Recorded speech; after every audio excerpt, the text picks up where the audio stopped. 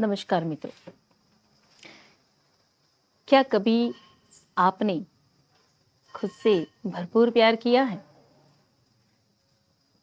अगर आप अपने आप को पूछेंगे या अपनी आंखें बंद कर कर एक बार खुद से पूछेंगे कि आपका फेवरेट पर्सन कौन है, इस दुनिया में, इस जीवन में सबसे ज्यादा महत्व आप किसको देते हैं, आपका फेवरेट पर्सन कौन है, तो अलग अलग तरह तरह के नाम आएंगे आपकी आंखों के सामने। मन में तरह तरह के विचार आएंगे। कभी आपने अपने आप को वो महत्व दिया ही नहीं?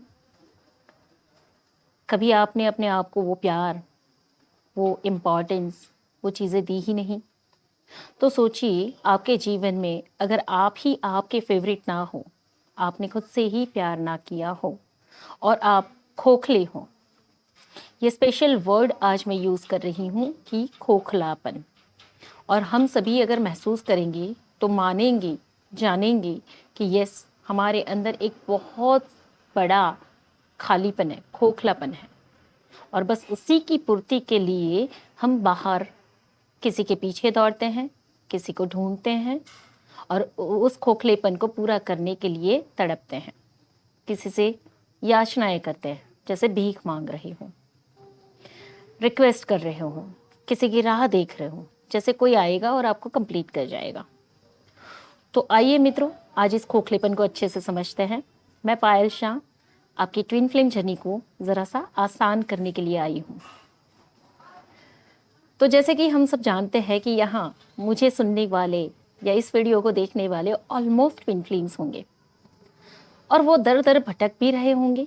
यहाँ वहाँ से गाइडेंस लेना, ये करना, टेरो रीडिंग सुनना, या हर चीज़ों को समझने की कोशिश करते हैं कि वाकई हमारे साथ हो क्या रहा है, और हो रहा है तो क्यों हो रहा है। पिछले वीडियो में हमने चर्चा की थी 16 अशुद्धियों की। जब आपके शरीर की यानी कि 3D बॉडी की जो 16 अशुद्धियां हैं, अगर आप उसको क्लीन नहीं करते हैं, उसे दूर नहीं करते हैं, तब तक आप इस जर्नी को कंप्लीट नहीं कर सकते हैं, है ना। तो वैसे ही इन 16 अशुद्धियों से उत्पन्न होने वाली और भी कई सारी बीमारियां हैं, और इस बीमारी में एक नाम है खोखलापन। तो आपके अंदर ये जो खालीपन है, खोखलापन है, और वही खोखलापन चाहता है कि जीवन में कोई आए, जीवन में आपको कोई समझे, कोई आपको वो प्यार दे, कोई आपको वो सम्मान दे जिसकी हमेशा आपने कल्पना की है। कभी आंखें बंद करिए और महसूस करना शुरू करिए कि आप दूसरों से क्या चाहते हैं, क्या उम्मीद है आपको, क्या चाहिए। कि यही ना कि कोई आके आपका प्यार से हाथ पकड़े, कोई आके आपको गले लगाए, कोई आपको जज ना करे, आपकी कमजोरी के साथ आपको स्वीकारे, या फिर आपको वो दुनिया की हर खुशी दे जो आप चाहते हैं। तो इसको समझने के लिए पहले अपने आप को जानना होगा। क्या जो चीज़ें आप दूसरे व्यक्ति से चाहते हैं वो आपने अपने आप को दी हैं? क्या आपने अपने आप को अपनी उन सारी कमजोरियों के साथ स्वीकारा है? चाहे मैं गोरी हूँ, चाहे मैं काली हूँ, चाहे मैं अच्छी हूँ, चाहे मैं बुरी हूँ, चाहे मेरी ये चीज़ सही है, ये गलत है, मैं कमज़ोर हूँ, दूसरों जैसी नहीं हूँ, इन हर बातों के लिए क्या आपने अपने आप को स्वीकारा है कि मैं जैसी भी हूँ कुदरत की सुंदर रचना हूँ, मैं जैसा भी हूँ ईश्वर का स्वरूप हूँ। पहले मैं अपने आप को स्वीकारता हूँ या स्वीकारती हूँ? मैं अपने हर स्वरूप को स्वीकारती हूँ। मैं अपने आप को वो सम्मान देती हूँ। मैं अपने आप की फेवरेट हूँ। कभी मैंने अपने आप को किस किया है कि yes, I love my self, मैं अपनी फेवरेट हूँ। आंखें बंद करूंगी तो महसूस होगा कि मेरा ये फेवरेट पर्सन है, मुझे इससे मैं इम्प्रेस होती हूँ, या मेरे जीवन में ये आ जाए या मुझे ये मिल जाए तो मैं बड़ी खुश हो जाऊंगी, है ना। पर कभी अपने साथ रहकर देखा है? कभी अपने आप को एक्सप्लेन किया हुआ है कि why you love your self? मैं तुमसे क्यों प्यार करती हूँ? तुमसे यानी किसी और से नहीं, तुमसे यानी खुद से, मुझसे।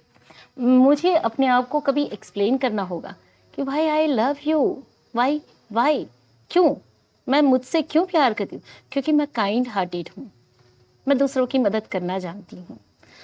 प्रेम क्या है ये मैं अनुभव कर सकती हूँ। मैं निष्कपटी हूँ, मुझ में कोई बनावट नहीं है, मैं बड़ी निर्दोष हूँ, मैं इनोसेंट हूँ, है ना? मैं उसी देवी या उसी देव का स्वरूप हूँ। हर प्रकार से मैंने अपनी क्वालिटीज़ को जाना, हर प्रकार से मैंने अपने आप को समझा है और इसीलिए मैं तुमसे बहुत प्यार करती हूँ। यानी कि मैं खुद से बहुत प्यार करती हूँ। तो कभी मैंने अपने आप को जब एक्सप्लेन नहीं किया कि मैं मुझसे क्यों प्यार करती हूँ, कोई मुझे आकर कैसे बताएगा या कैसे कहेगा? और अगर कोई कह भी जाता है कि यस आई लव यू, वो प्यार नहीं होगा, वो अट्रैक्शन होगा। कभी कोई आकर आपको जता भी जाता है कि I can die for you, मैं तुम्हारे लिए मर सकता हूँ, वो अधूरापन होगा, उसका खोखलापन होगा। कोई आपको वो स्पेशल फीलिंग दे ही नहीं सकता है सिवाय आपके। आपको अपने आप को एक्सप्लेन करना होगा कि क्यों आप खुद से प्यार करते हैं, क्यों आप खुद पे इतना मरते हैं, क्यों आप इतने स्पेशल हैं, है ना? पर ये फीलिंग तो कभी आती नहीं है। और जब जिस दिन ये फीलिंग आ गई, किसी की ज़रूरत पड़ेगी नहीं। आपको जानना होगा आप कौन हैं। आप में ऐसी क्या खासियत है जिसके लिए कोई आपसे प्यार करेगा? आप में क्या ऐसे अच्छे गुण हैं जिसके लिए कोई मरने को तैयार होगा? पर उसके लिए पहले आपको अपने ऊपर मरना होगा। आपको अपने ऊपर न्योछावर करना होगा। अपने आप को सराहना होगा। बस यही पार्ट मिसिंग होता है इस जर्नी में। ये एक बीमारी है, एक खोखलापन है जो दूसरों से हम पूरा करना चाहते हैं। हम सामने वाले से एक्सपेक्ट करते हैं, हर वो चीज़ करते हैं जो हमें नहीं करनी होती है। हम वाकई ही नहीं चाहते हैं किसी को गिड़गिड़ाना, भीख मांगना, प्रेम की, दया की, पर हम वो करते हैं जबकि हमें वो अच्छा नहीं लगता है। और इसी उम्मीद में करते हैं कि किसी दिन आपका वो काउंटर पार्ट आपके जीवन में आ गया और आपको जो चाहिए वो दे जाएगा। गलत है। आपका काउंटर पार्ट आपका मिरर रिफ्लेक्शन है। जितना खोखलापन आपके अंदर होगा उतना ही रूड बिहेवियर उसका होगा। जितनी कमी आपके अंदर होगी उस कमियों को पर्ज करने के लिए या बाहर निकालने के लिए उससे वर्स्ट बिहेवियर्स वो करेगा। हर बार वो आपको ह्यूमिलिएट करेगा, आपको रिजेक्ट करेगा, आपको धक्का मारेगा, आपको अपने आप से दूर करेगा।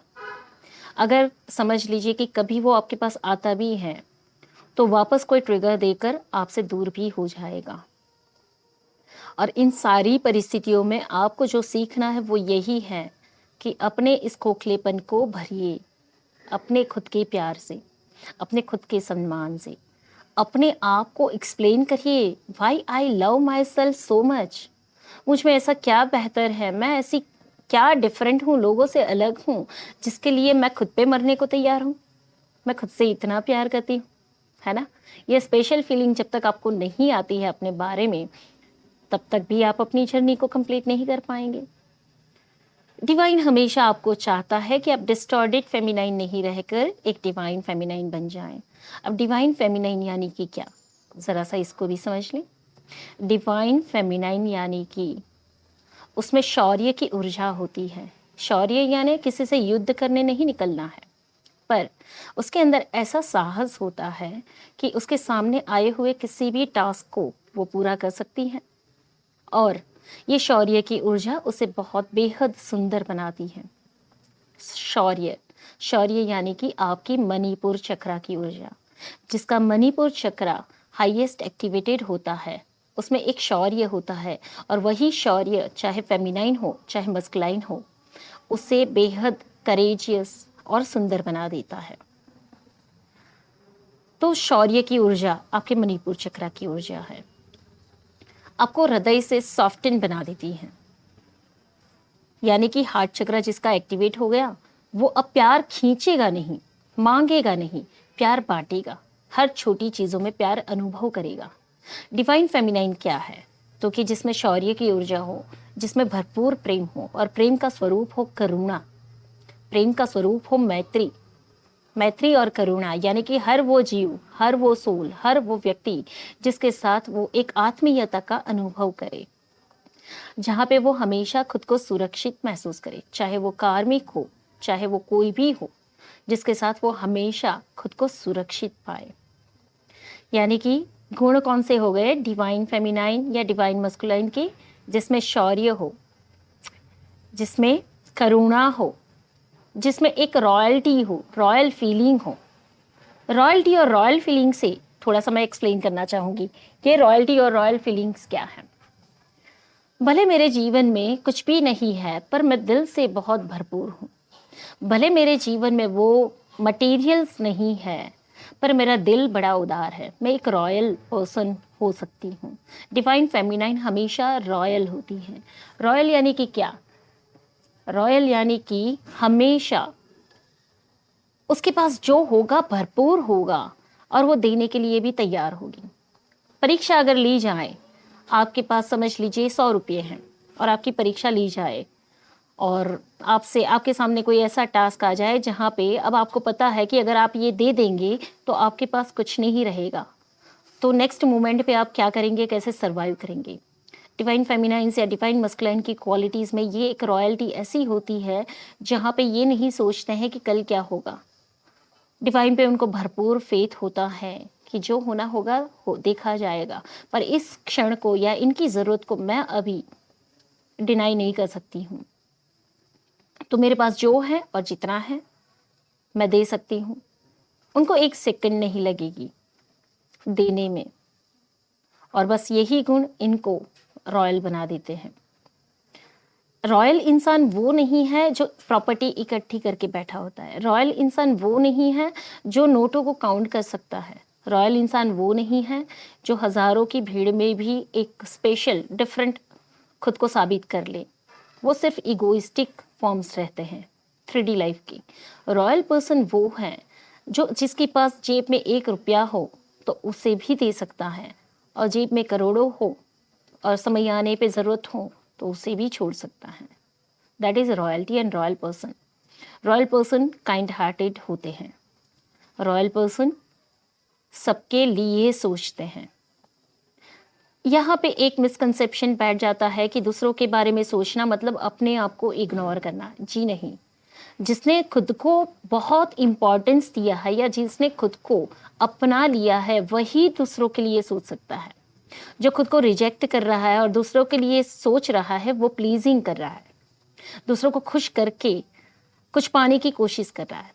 तो ये प्लीजिंग एटीट्यूड रॉयल्टी नहीं है, रॉयल होना नहीं है।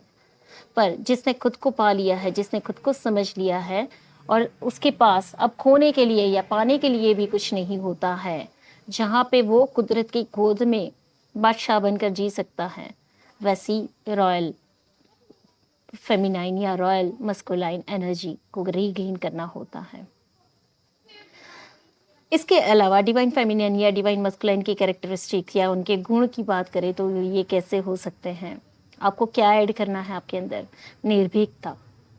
निर्भीकता, कोई चीज़ आपको डरा नहीं सकती है, और जो चीज़ आपको डरा रही है, चाहे आपका भविष्य हो, चाहे आपका वर्तमान हो, चाहे आपके रिश्ते हो, चाहे आपके कोई भी सबकॉन्शियस फियर्स हों, यह सब आपके ईगो हैं, आपके इल्यूजन्स हैं। डर मात्र प्रेम की गैरहाजिरी है, एब्सेंस। जहाँ पे प्रेम नहीं है वहाँ पर डर मौजूद है, और जहाँ पर प्रेम हो वहाँ पर डर कभी रह नहीं सकता है। तो देखिए अपने जीवन को, जहाँ पर आप डिस्टॉर्टेड हैं, जहाँ पे आप फियरफुल हैं, जहाँ पे आपको लगता है कि किसी चीज़ का आपको भय है, आप कुछ खो देंगे या आपके साथ कुछ हो जाएगा, हर जगह पे लव मिसिंग है। जहाँ डर है वहाँ प्रेम नहीं रह सकता है, और जहाँ प्रेम होगा वहाँ डर नहीं रह सकता है। तो इस बात को अच्छे से समझना है कि अगर आपको अपनी जर्नी को कंप्लीट करना है तो डिवाइन फेमिनाइन या डिवाइन मस्कुलाइन कैरेक्टरिस्टिक या क्वालिटीज़ को भी गेन करना होगा। 16 अशुद्धियों को जो हमने समझा था उसको मैं एक एक पार्ट अलग से बनाकर आपको और डिटेल में समझाऊंगी कि कौन सी अशुद्धि आपके अंदर कौन से विकार को जन्म देती हैं। पर अभी आपको समझना है 16 अशुद्धियों के बाद आपके स्वभाव की या आपकी आदतों की जो विकृति हैं, जो आपको डिस्टॉर्टेड बनाती है, डिस्टॉर्टेड फेमिनाइन या डिस्टॉर्टेड मस्कुलाइन, तो वहाँ पे अगर आप निर्भीकता को ऐड करते हैं, यानी कि आपके ईगो फॉर्म्स को रिलीज करेंगे। ईगो को हम समझते हैं सिर्फ अभिमान। ईगो अभिमान नहीं है, ईगो ममत्व है। ममत्व यानी कि मैं और मेरा, माया मोह, यही ईगो है। तो जहाँ पे लगता है कि मेरा कुछ चला जाएगा, मैं कुछ खो दूंगी, मेरे साथ कुछ हो जाएगा, कोई मुझे चीट कर जाएगा या मेरे साथ कोई दुर्व्यवहार कर जाएगा, हर प्रकार के डर आपके जीवन में, हर प्रकार के डर आपके ईगो फॉर्म्स हैं और डर ही आपको डिस्टॉर्टेड बनाते हैं। जिसने डर को जीत लिया उसने प्रेम को पा लिया, जिसने डर को जीत लिया उसने प्रेम को पा लिया। और प्रेम में पड़ा हुआ व्यक्ति हर बाधाओं को पार कर जाता है। पर प्रेम में पड़ा व्यक्ति यानी किसी के प्रेम में पड़ा नहीं, खुद के प्रेम में पड़ा हुआ व्यक्ति। किसी के प्रेम में आप तब पड़ सकते हैं जब आप खुद से प्यार करते हैं। आपके अंदर प्यार है ही नहीं और आप कहते हैं कि आप किसी के प्रेम में हैं, कैसे हो सकता है? आप मोह में है ये कह सकते हैं, आप वासना और विकृति में है ये कह सकते हैं, पर आप प्रेम में है ऐसा नहीं कह सकते हैं। तो जो व्यक्ति अपने खुद के प्रेम में होता है, जिसने प्रेम को अनुभव कर लिया है, धारण कर लिया है, जिसने अपने प्रेम को प्राप्त कर लिया है, वही किसी और के प्रेम में पड़ सकता है या किसी और से प्रेम कर सकता है। समझने वाली बात है। अगर इसको गहराई से समझेंगे तो पता चलेगा। आप कहते हैं हमेशा मैं किसी के प्रेम में हूँ, मैं अपने डिवाइन मस्कुलाइन के प्रेम में हूँ, I love him, I love him. What is that? आप खुद के प्रेम में ही नहीं हो, आपके अंदर प्रेम है ही नहीं। जो चीज़ आपकी है ही नहीं, जो चीज़ आपके पास है ही नहीं, वो आप किसी को कैसे दे सकते हो या किसी के लिए कैसे अनुभव कर सकते हो? तो किसी को प्यार करने के लिए भी आपके अंदर प्रेम जगाना होगा, अनुभव करना होगा। वो आपकी मिल्कियत तो होनी चाहिए। जो चीज़ आपकी मालिकी की है ही नहीं, आपकी मिल्कियत है ही नहीं, उसी को आप अधिकार से कहते हो कि ये मेरी मिल्कियत है, ये मेरी मालिकी की है। जो आपकी है ही नहीं वही आप दूसरों को देने जा रहे हो। It's not possible. और इस वजह से ये जर्नी आपकी कंप्लीट नहीं होती है। तो ऐसी चीज़ों को आपको ध्यान में रखते जाना है कि जहाँ पे आप सेल्फ लव में नहीं हैं, प्रेम आपके अंदर नहीं है, आप किसी और को दे ही नहीं सकते हो। तो इस भ्रम से बाहर निकलिए, इस भ्रम से बाहर निकलिए। इसके अलावा है प्रेम में समर्पण, यानी कि आपके अंदर समर्पण का गुण नहीं है। जहाँ पे आपको पाने की चाह है, कोई व्यक्ति आपके जीवन में आ जाएगा, उससे आपके रिश्ते बनेंगे, आपका जीवन सरल और सफल हो जाएगा, आप कंप्लीट होने का अनुभव करेंगे, यानी कि आप इनकम्प्लीट है। आपको किसी की ज़रूरत है जो आपको पूरा करे। प्रेम में समर्पण का भाव मतलब ये नहीं है। हमेशा मैं कहती हूँ या कई बार आपने सुना भी होगा कि प्रेम देने का नाम है, प्रेम में पाना नहीं है। इसका मतलब ये नहीं है कि आप अपने प्रेम को पाए नहीं, उससे शादी ना करें, उससे बातें ना करें या उससे जुड़े ना, नहीं। प्रेम में पाने की जो जिद होती है, जो चाहत होती है, जो अटैचमेंट्स होते हैं, बस उसी को छोड़ना है। और जब आपने छोड़ दिया फिर आपको जो मिला वही आपका है। तो समर्पण का भाव आपको छोड़ना सिखाता है। प्रेम में प्राप्त करना नहीं होता है, प्रेम में हो जाना होता है, होना होता है। जब आप प्रेम में होते हैं तो हो सकता है आपका प्रेमी या जिससे आप प्यार करते हैं वो किसी और के साथ खुश हो सकते हैं, या वो अपने कर्मा को प्ले कर सकते हैं, उनके लाइफ के टास्क या उनके लेसन्स कुछ अलग हो सकते हैं। तो वो अपने जब लेसन्स और टास्क को पूरा करे तो आप दुखी होते हैं कि हम अकेले रह गए या हमें वो नहीं मिला जिससे हम प्यार करते थे। तो यहाँ पे पाने की चाह है इसलिए दुख है, वरना हम जिससे प्यार करते हैं हम चाहते हैं कि उसे जीवन की हर वो खुशी मिले और सोल लेवल पे वो अपने सारे कर्मा पूरे करें, अपने सारे रोल पूरे करें। क्या वो अपने माँ बाप को छोड़कर आपके पास आ जाएंगे तो ये सही रहेगा?